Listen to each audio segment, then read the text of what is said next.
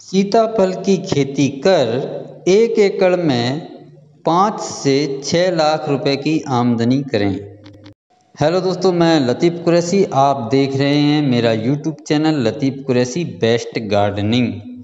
दोस्तों, जो दोस्त पहली बार मेरे चैनल के साथ जुड़ा है वो मेरे चैनल को सब्सक्राइब कर ले और बेल आइकन को दबा ले ताकि ऐसे ही अन्य वीडियो आप तक आसानी से पहुंच सकें। तो चलिए शुरू करते हैं सीताफल की खेती की जानकारी।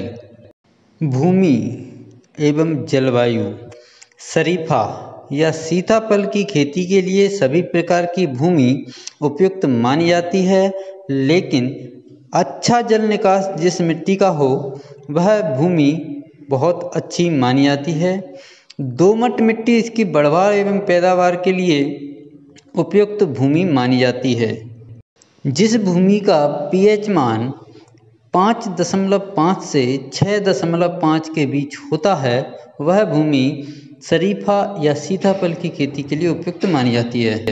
शरीफा या सीताफल की खेती के लिए गर्म और शुष्क जलवायु वाले जो क्षेत्र रहते हैं वह काफ़ी उपयुक्त माने जाते हैं, और जहाँ पर पाला ना पड़े वहाँ इसकी खेती बहुत अधिक और अच्छी हो जाती है।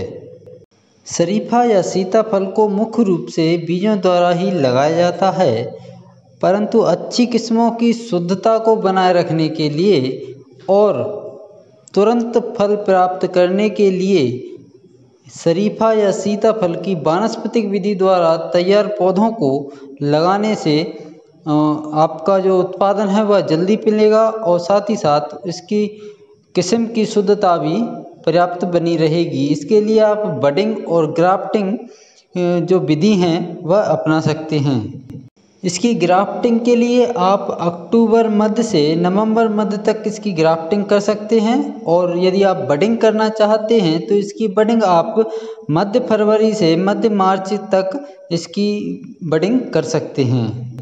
शरीफा का जो बीज रहता है, सीताफल का बीज रहता है, वह काफ़ी दिनों बाद अंकुरित होता है।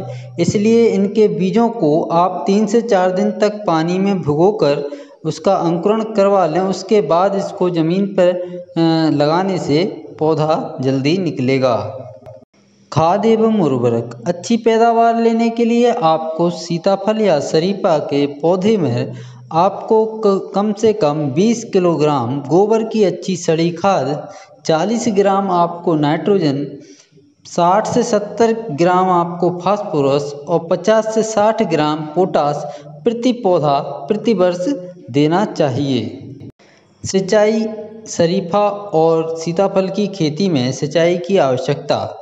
दोस्तों किसान भाइयों, शरीफा की यदि आप खेती कर रहे हैं, सीताफल की खेती कर रहे हैं, तो आपको गर्मियों में 15-15 दिन के अंतर से शरीफा या सीताफल के पौधों पर सिंचाई देना चाहिए।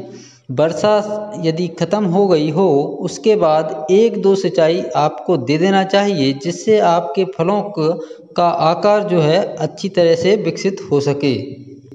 शरीफा या सीताफल की खेती में आपको अधिक उत्पादन लेने के लिए पौधों की कटाई छटाई समय समय पर करते रहना चाहिए, और जो थाला पद्धति से आप उसका थाला बनाते हैं उसमें खरपतवार नियंत्रण के लिए आपको व्यवस्था करते रहना चाहिए। साथ ही साथ जुलाई अगस्त में खाद और उर्वरक की जो मात्रा बताई गई है उसका अवश्य प्रयोग करते रहना चाहिए।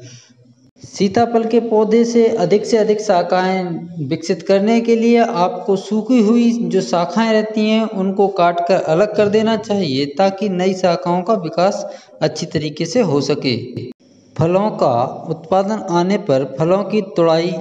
तो दोस्तों किसान भाइयों, फलों की तुड़ाई करते समय आपको ध्यान रखना है कि फल जब कच्चा हो और उसका आकार पूर्णतः विकसित हो तभी उसको तोड़ कर रख लेना चाहिए, क्योंकि ज़्यादा दिनों तक लगा रहने से फल वहाँ पर फट जाता है और ख़राब हो जाएगा। तो आपको तुड़ाई के समय ध्यान रखना है कि 2 कलियों के बीच में जब जगह ज़्यादा हो जाए तब आप इन फलों को तुड़ाई उपयुक्त तो समझ सकते हैं और उनकी तुड़ाई कर सकते हैं।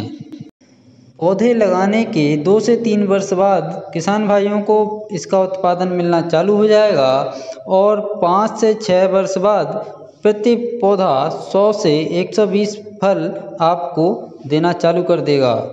इस प्रकार आप शरीफा की खेती करके अधिक से अधिक लाभ कमा सकते हैं। धन्यवाद दोस्तों।